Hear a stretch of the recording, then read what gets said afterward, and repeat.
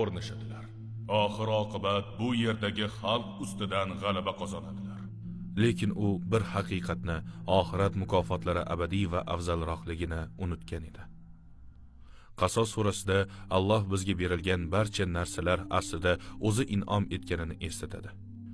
Sizga berilgan narsalar bu dunyoning matohi va ziynati xolos. Allohning huzuridagi narsa yaxshiroq va boqiydir. Aql ishlatmaysizlarmi? Shunday qilib, hukmdorlarga maktublar yuborildi va islomni yangi o'lkalarga yoyish davom etdi.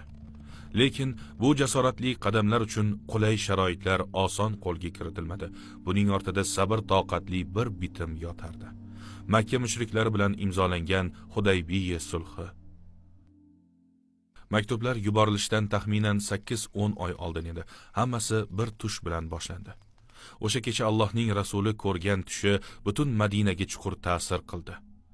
Tushlarda u zot sahobalar bilan Ka'bani ziyorat qilayotgan edilar.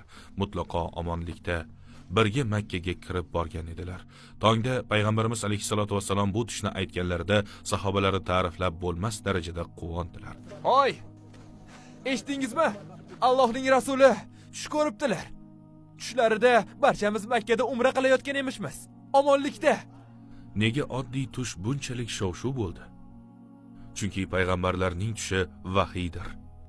Demak, tush albatta ushaladigan haqiqat edi. Hamma Makkaga qaytishni orzu qila boshladi.